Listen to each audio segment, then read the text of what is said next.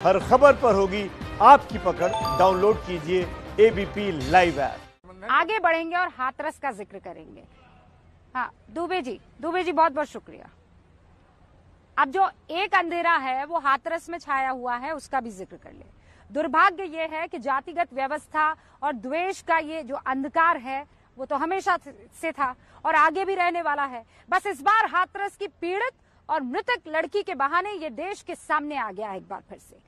एक लड़की के इंसाफ की लड़ाई और राजनीति दोनों लगातार चल रही है, लेकिन अब धीरे धीरे आरोपियों का पक्ष सामने आ रहा है और इसीलिए ये सवाल खड़ा हो जाता है कि 14 सितंबर को हुआ क्या था। सवाल ये भी है कि ये जवाब कौन सी जांच में मिलेगा, क्योंकि सीबीआई की जांच पर पीड़ित परिवार को विश्वास नहीं।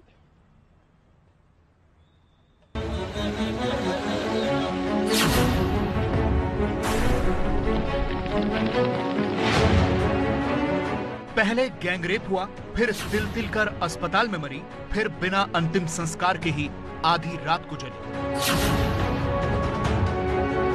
हाथरस की इस अभागी लड़की के केस में वो सब कुछ है जो राजनीति को रक्त पिपासु बनाने वाली सोच को चाहिए। हाथरस राजनीतिक पर्यटन का नया अड्डा बना हुआ है। रोज कोई न कोई आता है, परिवार को इंसाफ दिलाने का वादा करके चला जाता है।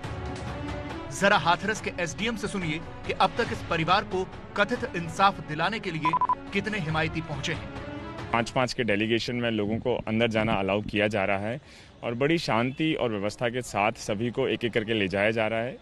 कम से कम 35 से ज़्यादा डेलीगेशन अंदर जाकर भिन्न भिन्न परिवार से मिल चुके हैं, जिसमें कई बड़ी पॉलिटिकल पार्टीज़ हैं, जैसे कांग्रेस हैं, समाजवादी पार्टी हैं, आरएलडी हैं, सीपीआई आज सुबह आए थे, और कई एनजीओज़ हैं, लॉयर्स हैं, या आम सामान्य जन जो भी मिलना चाह रहा है वो एक एप्लीकेशन के माध्यम से अपना नाम दे रहा है, उनको अंदर ले जाया जा रहा है।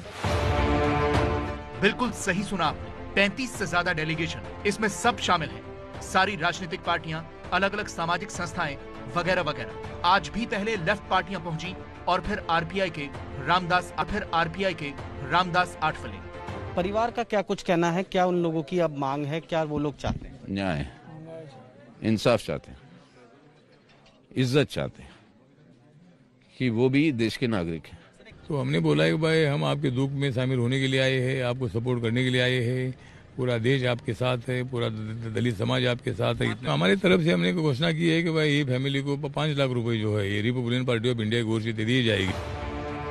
हाथरस के इस राजनीतिक पर्यटन की शुरुआत इन तस्वीरों से हुई थी। पुलिस की लाठियों से भिड़कर राहुल गांधी और प्रियंका गांधी दोनों रात में हाथरस पहुंचे थे। परिवार को कई तरह के आश्वासन भी दिए थे, लेकिन ये कोरी राजनीति थी जो बेटी बचाओ से शुरू होकर आज खेती बचाओ तक पहुंच गई। शनिवार को राहुल गांधी ने हाथरस के बहाने भी नेशनल हेडलाइंस बटोरी थी।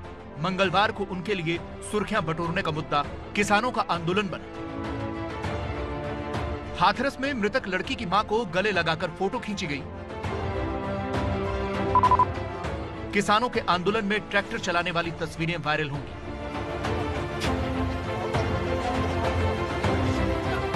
कहने का मतलब यह है कि हाथरस के बहाने राजनीति करनी है और एजेंडा चमकाना है। हाथरस जैसे मुद्दों पर एजेंडा सेट करने वालों की विशेष नजर होती है, इसीलिए मामला सुप्रीम कोर्ट में भी चला गया।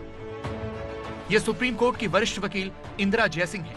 ये इस केस में मुख्य याचिकाकर्ता नहीं है, लेकिन किसी तरीके से सुनवाई में शामिल हो गई और उसके बाद सीजीआई की तरफ से इन्हें चुप भी करवाया गया।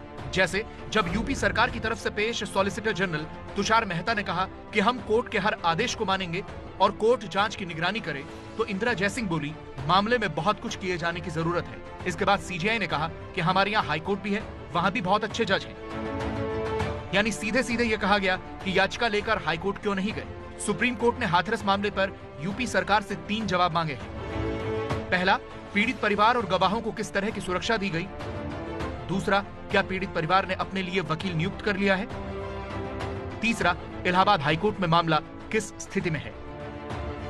यूपी सरकार 2 दिनों में जवाब दाखिल करेगी और इसके बाद अदालत अगले हफ्ते मामले की सुनवाई करेगी। यूपी सरकार ने बिना मांगे ही सुप्रीम कोर्ट में हलफनामा दिया है और अपने ऊपर उठ रहे सवालों का जवाब दिया है। जैसे सवाल ये था कि रात में 2:30 बजे अंतिम संस्कार क्यों किया गया। इस पर यूपी सरकार का हलफनामा कहता है इलाके में कानून व्यवस्था की स्थिति बिगड़ने का खतरा था, इसलिए प्रशासन को ये कदम उठाना पड़ा। ऐसा करने से पहले परिवार की मंजूरी ली गई। कानून अपने हिसाब से काम कर रहा है, राजनीति अपने हिसाब से चल रही है, लेकिन विडंबना है कि न्याय हर तरफ से अधूरा है, क्योंकि पीड़ित के परिवार को किसी पर भरोसा नहीं सिवाय सुप्रीम कोर्ट के। सीबीआई पर अविश्वास क्यों है आपका?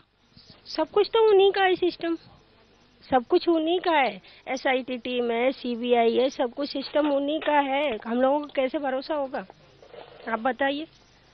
विश्वास कर सकते हैं? जो पूरे सिस्टम ने उसको पूरा मोड़ ही बदल के रख दिया कि ना तो बॉडी देखने दी। अगर उन्हें डर किस बात का था, जो हम लोगों को चेहरा नहीं दिखाया उनका। पीड़ित परिवार का भी यही दावा है कि न्याय नहीं मिला और आरोपियों के परिवार तो चिल्ला चिल्ला कर हर पंचायत में कह रहे हैं कि हम निर्दोष हैं।